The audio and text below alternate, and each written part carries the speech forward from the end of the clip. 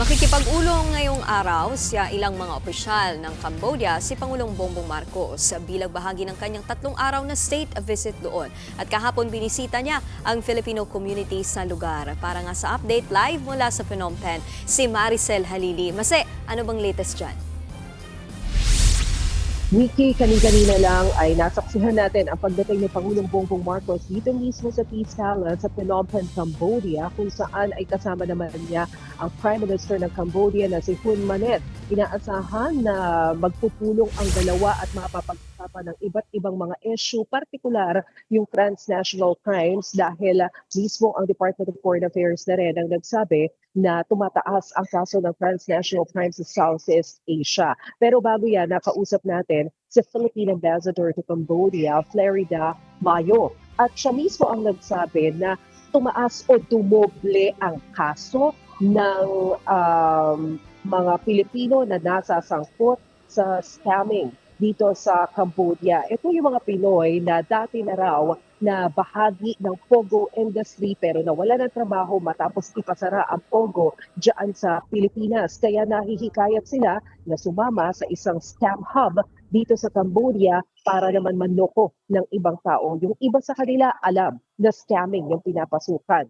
Habang yung iba naman naloloko rin at nagiging biktima dahil ang alam nila call center yung pupuntahan ng trabaho dito sa Cambodia pero lumalabas na scamming pa lang ipapagawa sa kanila. Hindi naman daw sila freely makakaalis doon sa industriya dahil ang problema, tinatakot sila na pagbabayarin sila ng multa na $5,000 na hindi naman nila kakayanin.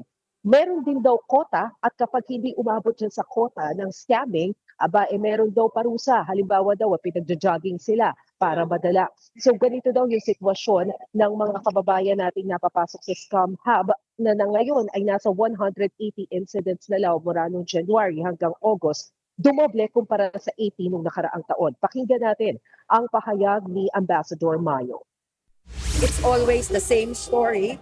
They go online, they're enticed by yung mga recruiters of online scam workers. Some of them come from the Pogos that closed. So that's part of it, The others, well, mga bata no? So I think, syempre yung lure ng, let's say, easy money, no? Last year, we had about 80 or so, okay? This year, from January to August alone, nasa ano na kami, pumalo na kami ng 180 say, ha? Ganyan. Ang napauwi. And that's not counting those who are still here. Niki, ang unang agenda ni Pangulong Bongbong Marcos sa pagdating niya sa Cambodia dito kahapon, dumiretso siya sa Filipino community para kausapin yung mga kababayan natin na tinatayang nasa higit kulang 7,500 daw yung mga Pinoy na nakabase dito sa Cambodia. At doon niya inanunsyo yung kanyang utos kay BMW Secretary Hans Takdak na magtatag ng isang migrant workers office dito sa Cambodia para matiyak na mabibigyan ng proteksyon at maibibigay ang pangangailangan ng mga kababayan natin dito. Nikki.